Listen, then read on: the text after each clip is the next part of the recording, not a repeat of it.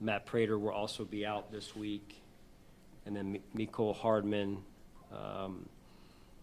we could open up his window this week. We'll just see at this point. So we have not had a definitive conversation on that to this point. What is Matt Prater doing? His quad. So obviously you'll have to bring someone else in for that. Yep. Just like, I guess, what does that look like this week in terms of contention? Yeah, I mean, not ideal. Matt's done a really good job, having that consistency during the year. Obviously, T-Bass had the surgery, so he's not an option either. So, we'll figure that piece out. Do you see this being a long-term thing for Matt, or this? More week to week right now, yeah.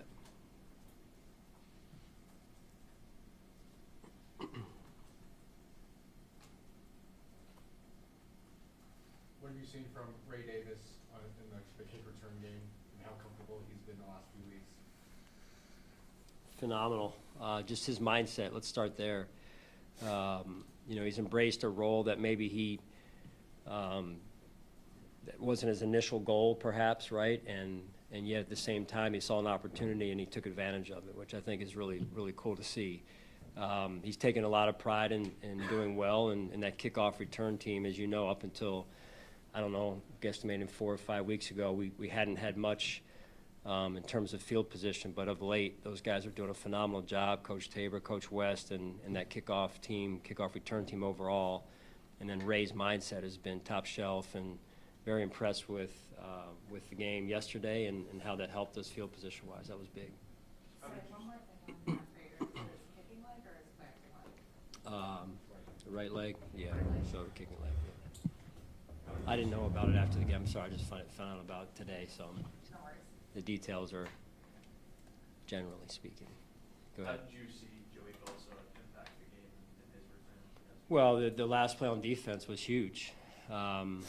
We ran a little bit of a blitz or a simulated blitz there, and he did a great job. That's an unselfish play on his part. Great job insulating some of the shallow cross areas right there, and then he's got a good feel for the game and knowing when the quarterback was starting to escape from a contained standpoint. Did a great job of getting his hands up and pressing the pocket there. So it was a great play for us. I know, this is a guy who's been in the league for 10 years, but what has allowed him to fit into your defense as well as he has? Number one, he loves football.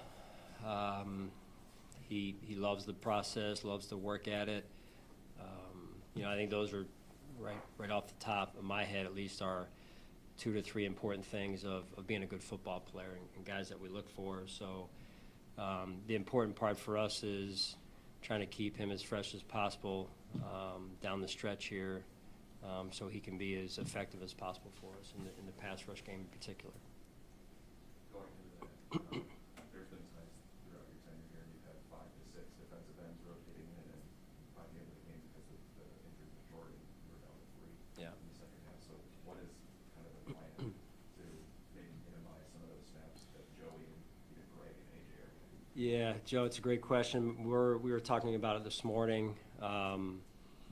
Really what had happened with Jordan Phillips going down, we had TJ playing end, so TJ then was playing both. He had pretty much only practiced end. So right now I don't have a great answer for you in terms of where we're going with it. That is, we've got some options we're looking at, trying to figure out what combinations are the best, inside, outside, early downs, later downs. So that's a to be continued type of situation for us right now. The tight ends and running backs have been a big part of the receiving game the last few weeks. How have you seen them just elevate the offense as a whole? Yeah, it's good to see. It really is. You want to be a two-dimensional offense. You want to stretch the field horizontally, stretch it vertically when you can as well. Getting those guys involved, great scheme, great game plan by the offensive staff last couple of weeks in particular, to your point on getting those guys involved. And Josh has been very disciplined in taking what the defense has given him. So I think that's been a big part of our success just holistically. And, so what's, again, like anything else, work in progress as we continue to grow on that side of the ball as well. Dawson specifically, over his time here with the Bills, has always been a high red zone threat. Just what impact this year have you seen from him in the red area? Yeah, he's super steady. You know, I had the big week this past week with the birth of his new child, and I think it's you know, a life memory, right? And then to go in and play the game that he had two touchdowns, I believe. A pretty special week for him and his family. So it's really great to see. He's a leader for us and a big piece of our offense, and then his rapport with Josh as well is important. Sean, you've talked a lot about Davius since he's been back and the relationship you guys have as your first draft pick since you got here. What did you think of this game yesterday, and then just holistically, kind of what has he meant to that defensive back room or even to the defense as a whole now that you've been around him for a good chunk of this season? Yeah, very few people work as hard as Tre'Davious White, and you know, from the time he first walked in the door, and now that he's back, again, the work ethic hasn't changed. His love and appreciation for his teammates. He's a tremendous person, and it's great to see him. You know, like yesterday in particular, reaping the fruits of his labor, because he is as hard as worker as there is out there, and he loves the game, and it's just good to see. It really is. It's been special to be around him again and have his family here in the community with us.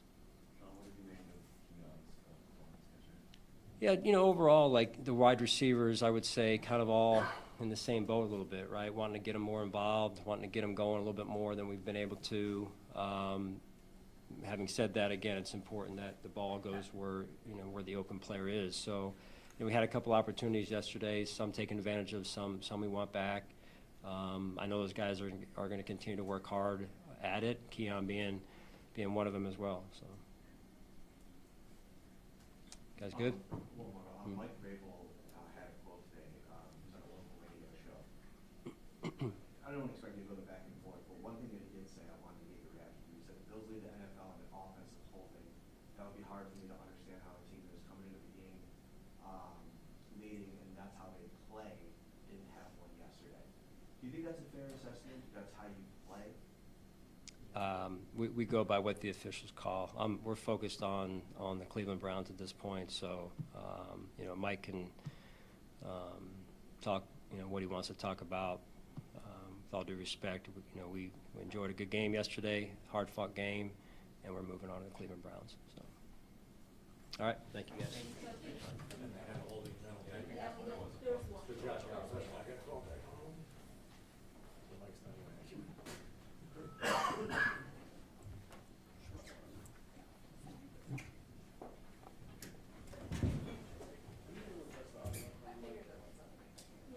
Coming in really hot from up there. Oh, is it? You guys, mine was good. Must be bad work. Can you switch it out? Yeah, mine was really good. You guys didn't hear anything?